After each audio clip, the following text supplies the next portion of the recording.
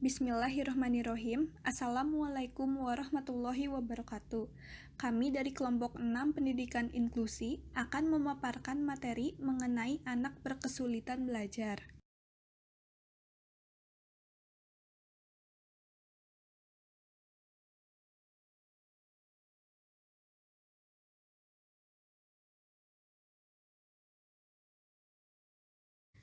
Perkenalkan, nama saya Putri Vina Yuniar, nomor NIM 1907350 dan nomor presensi 3.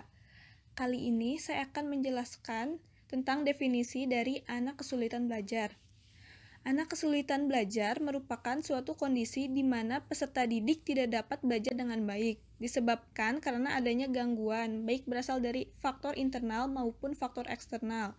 Faktor-faktor inilah yang menyebabkan siswa tidak mampu berkembang sesuai dengan kapasitasnya. Hal ini tidak selalu disebabkan oleh faktor intelijensi atau kepintaran. Maka dari itu, anak berkesulitan belajar tidak dapat selalu diorientasikan sebagai anak yang bodoh.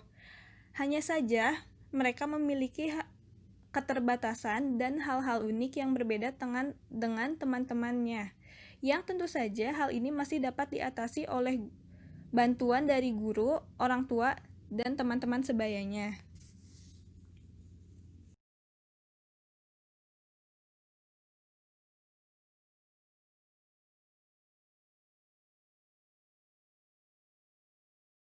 Berikutnya, saya akan menjelaskan mengenai karakteristik anak dengan kebutuhan khusus. Yang pertama ialah disleksia atau kesulitan belajar membaca. Disleksia ialah kesulitan membaca yang mengakibatkan anak sulit untuk menulis, membaca, mengeja, dan berbicara. Gangguan ini tidak ada hubungannya dengan kecerdasan, karena merupakan gangguan neurobiologis. Penyebab umumnya adalah terjadinya kelainan pada gen DCD2. Biasanya kondisi ini diwariskan dari anggota keluarga ataupun genetik, dan bisa juga terjadi akibat benturan di kepala yang mengakibatkan cedera pada bagian otak. Kondisi ini ditandai dengan tidak berfungsinya cerebrum, yaitu bagian otak yang mengatur aktivitas berpikir dan bergerak. Berikut ialah contoh dari gejala disleksia. Yang pertama ialah perkembangan kemampuan membaca yang terlambat bila dibandingkan dengan teman sebayanya. Yang kedua, kesulitan memahami isi bacaan. Sebagai contoh, mereka sering keliru membedakan tanda baca, seperti tanda seru menjadi tanda tanya. Seperti misalkan contohnya, buanglah sampah pada tempatnya, lalu memakai tanda seru. Nah, mereka itu sering keliru membedakan tanda seru menjadi tanda tanya, sehingga yang mereka pahami itu seperti ini: buanglah sampah pada tempatnya. Seperti itu. Lalu yang ketiga, kalau mereka membaca sering terjadi banyak kesalahan. Sebagai contoh, anak-anak disleksia itu sering terbalik mempersepsikan huruf dan bacaan. Contohnya, huruf S menjadi huruf Z dan huruf B kecil menjadi huruf D. Seperti misalkan dalam kata sabun, mereka sering terjadi kesalahan membaca menjadi sadun. Dan yang terakhir adalah mereka sering kesulitan membedakan kanan dan kiri. Lalu yang kedua adalah disgrafia atau kesulitan belajar menulis. Disgrafia ialah gangguan belajar yang berpusat pada kemampuan menulis anak. Karakter disgrafia adalah tulisan tangan anak yang sering sulit dibaca, atau umumnya disebut sebagai tulisan ceker ayam. Anak yang mengalami disgrafia juga terkadang menggunakan kata-kata yang salah dalam berkomunikasi. Anak yang mengalami disgrafia dapat dianggap sebagai anak yang malas dan ceroboh karena memiliki tulisan tangan yang tidak rapi. Hal ini dapat menurunkan kepercayaan diri dari anak tersebut. Anak bisa merasa cemas dan memiliki sikap yang buruk saat di sekolah. Berikut adalah beberapa hal yang dialami anak pengidap disgrafia. Yang pertama, kalau menyalin tulisan sering terlambat selesai atau menulisnya lama. Yang kedua, sering salah menulis huruf B dengan P dengan Q, V dengan U, 2 dengan 5, 6 dengan 9. Seperti ya hampir-hampir mirip dengan yang disleksia. Yang ketiga, tulisannya banyak yang salah. Dan yang terakhir, sulit menulis dengan lurus pada kertas tak bergaris. Jadi mereka sering menulis sangat miring seperti itu. Yang terakhir adalah diskalkula atau kesulitan berhitung. Diskalkula merupakan istilah yang digunakan ketika anak mengalami kesulitan dalam mempelajari konsep matematika dasar, seperti nilai, waktu, penjumlahan dasar, menghafal tanggal, serta sistem penomoran. Hal tersebut disebabkan karena anak memiliki masalah pada otak yang berkaitan dengan kognisi matematika. Anak diskalkulia dapat terjadi pada masa prasekolah hingga mereka beranjak dewasa, yaitu saat berada di sekolah menengah atas. Berikut beberapa hal yang dialami oleh anak pengidap diskalkulia. Yang pertama adalah mereka sulit membedakan tanda-tanda seperti tambah, kurang, kali, bagi, lebih besar dan lebih kecil.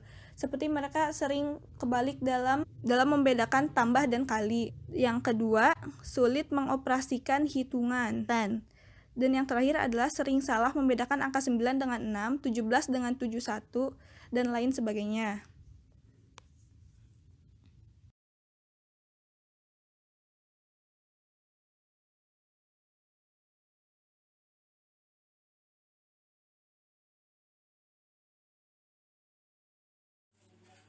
Saya, Denisa Oktavia Neherawan, dengan nomor absen 13 akan melanjutkan menjelaskan mengenai faktor-faktor penyebab anak berkesulitan belajar. Faktor-faktor penyebab kesulitan belajar dapat digolongkan ke dalam dua golongan, yaitu A. Faktor intern atau faktor dari dalam diri anak itu sendiri yang meliputi 1. Faktor fisiologi. Faktor fisiologi adalah faktor fisik dari anak itu sendiri. Seorang anak yang sedang sakit tentunya akan mengalami kelemahan secara fisik, sehingga proses menerima pelajaran, memahami pelajaran menjadi tidak sempurna. Yang kedua, ada faktor psikologis. Faktor psikologis adalah berbagai hal yang berkenaan dengan berbagai perilaku yang ada dibutuhkan dalam belajar. Sebagaimana kita ketahui bahwa belajar tentunya memerlukan sebuah kesiapan, ketenangan, dan rasa aman. Selain itu, yang juga termasuk dalam faktor psikologis ini adalah inteligensi yang dimiliki oleh anak. Anak yang memiliki IQ cerdas 110-140 atau anak jenius lebih dari 140 memiliki potensi untuk memahami pelajaran dengan cepat. Sedangkan anak-anak yang tergolong sedang 90-110 tentunya tidak terlalu mengalami masalah walaupun juga pencapaiannya tidak terlalu tinggi. Sedangkan anak yang memiliki IQ di bawah 90 atau bahkan di bawah 60 tentunya memiliki potensi mengalami kesulitan dalam masalah belajar. B. Faktor ekstern atau faktor dari luar anak meliputi 1. Faktor sosial, yaitu faktor-faktor seperti cara mendidik anak oleh orang tua mereka di rumah. Anak-anak yang tidak mendapatkan perhatian yang cukup tentunya akan berbeda dengan anak-anak yang cukup mendapatkan perhatian atau anak yang terlalu diberikan perhatian. Selain itu juga bagaimana hubungan orang tua dengan anak, apakah harmonis atau jarang bertemu atau berpisah. Hal ini tentunya juga akan mempengaruhi pada kebiasaan belajar anak. Yang kedua, faktor-faktor non-sosial. Faktor-faktor non-sosial yang dapat menjadi penyebab munculnya masalah kesulitan belajar adalah faktor guru di sekolah, kemudian alat-alat pembelajaran, kondisi tempat belajar, serta kurikulum.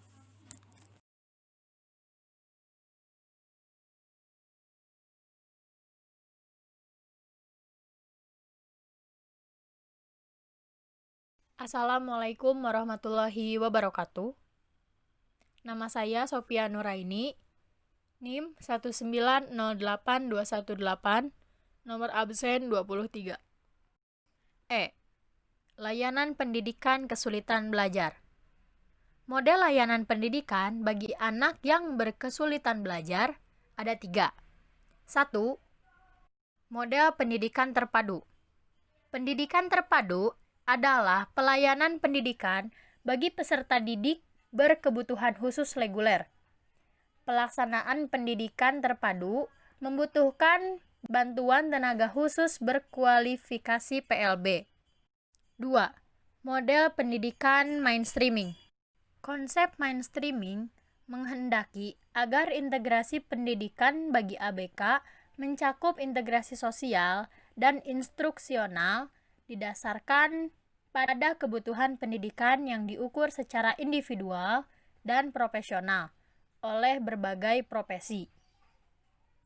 Yang ketiga, ada model pendidikan inklusi. Model ini menerapkan pada keterpaduan penuh, menghilangkan labelisasi anak dengan prinsip education for all. Sekolah yang menyelenggarakan program pendidikan inklusi perlu dibantu tenaga khusus berkualifikasi PLB. Lalu ada tipe pemilihan penetapan anak berkesulitan belajar. Yang pertama, ada kelas reguler. Nah, dalam kelas reguler yang dirancang untuk membantu anak berkesulitan belajar menciptakan suasana belajar kooperatif sehingga semua anak dapat menjalin kerjasama dalam mencapai tujuan belajar. Yang kedua, ada kelas khusus.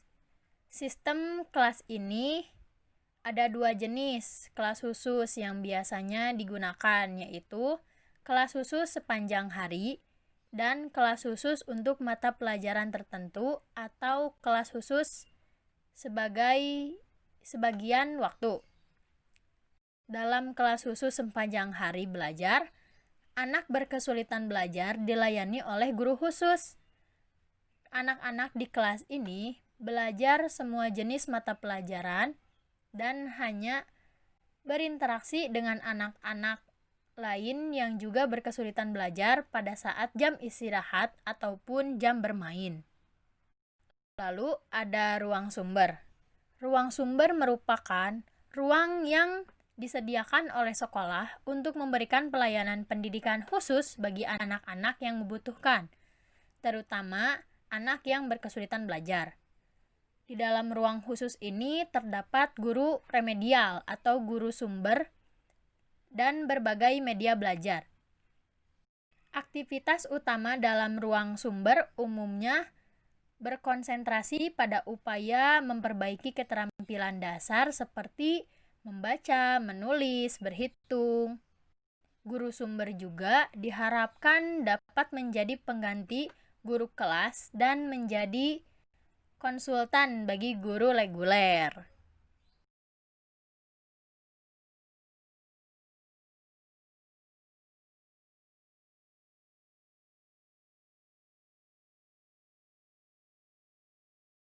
Selanjutnya ada klasifikasi kesulitan belajar. Secara garis besar, kesulitan belajar dapat diklasifikasikan ke dalam 2 kelompok, yaitu yang pertama ada kesulitan belajar yang berhubungan dengan perkembangan. Kesulitan belajar yang berhubungan dengan perkembangan mencakup gangguan motorik dan persepsi, kesulitan belajar bahasa dan komunikasi, dan kesulitan belajar dalam penyesuaian perilaku sosial. Kesulitan belajar yang berhubungan dengan perkembangan sering tampak sebagai kesulitan belajar yang disebabkan oleh tidak dikuasainya keterampilan prasyarat, yaitu keterampilan yang harus dikuasai terlebih dahulu agar dapat menguasai bentuk keterampilan berikutnya. Meskipun beberapa kesulitan belajar yang berhubungan dengan perkembangan sering berkaitan dengan kegagalan dalam pencapaian prestasi akademik, hubungan antar keduanya tidak selalu jelas. Ada anak yang gagal dalam belajar membaca menunjukkan ketidakmampuan dalam fungsi-fungsi perseptual motor. Ada pula yang dapat belajar membaca meskipun memiliki ketidakmampuan dalam fungsi-fungsi perseptual motor. Yang kedua, ada kesulitan belajar akademik. Kesulitan belajar akademik menunjuk pada adanya kegagalan-kegagalan pencapaian prestasi akademik yang tidak sesuai dengan kapasitas yang diharapkan. Kegagalan-kegagalan tersebut mencakup penguasaan keterampilan dalam membaca, menulis, dan atau matematika. Kesulitan belajar akademik dapat diketahui oleh guru atau orang tua ketika anak gagal menampilkan salah satu atau beberapa kemampuan akademik. Untuk mencapai prestasi akademik yang memuaskan, seorang anak memerlukan penguasaan keterampilan prasyarat. Anak yang memperoleh prestasi belajar yang rendah karena kurang menguasai keterampilan prasyarat umumnya dapat mencapai prestasi akademik yang diharapkan setelah terlebih dahulu anak menguasai keterampilan prasyarat tersebut. Untuk dapat menyelesaikan soal matematika, bentuk soal cerita misalnya, seorang anak harus menguasai lebih dahulu keterampilan membaca pemahaman. Untuk dapat membaca, seorang anak harus sudah berkembang kemampuannya dalam melakukan diskriminasi visual maupun auditif. ingatan visual maupun auditoris, dan kemampuan untuk memusatkan perhatian.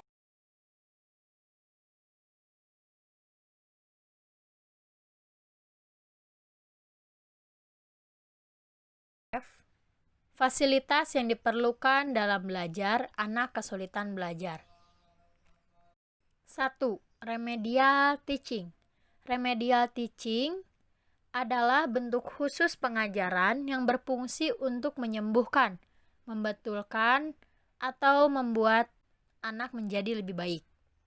Perbaikan itu kan diarahkan kepada pencapaian hasil yang optimal sesuai dengan kemampuan masing-masing siswa, melalui keseluruhan proses belajar mengajar dan keseluruhan pribadi siswa. Remedial teaching berasal dari kata remedi, yang artinya menyembuhkan. Istilah pengajaran remedial pada mulanya adalah kegiatan mengajar untuk anak luar biasa yang mengalami berbagai hambatan. Lalu ada beberapa metode dalam pelaksanaan remedial teaching. A. Metode diskusi. Metode ini dapat digunakan untuk memecahkan suatu masalah, yaitu dengan memberikan tugas kepada siswa agar siswa dapat berinteraksi dengan siswa yang lain.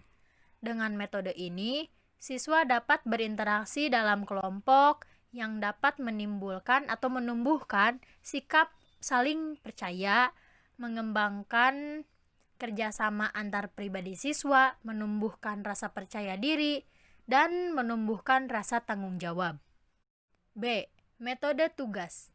Dengan memberikan tugas-tugas tertentu, baik secara individual maupun secara kelompok, siswa yang mengalami kesulitan dalam belajar dapat ditolong. Dengan metode ini diharapkan para siswa lebih memahami tentang dirinya dan juga dapat memperluas atau mendalami suatu materi yang diajarkan, dapat memperbaiki cara-cara belajar yang pernah dialami.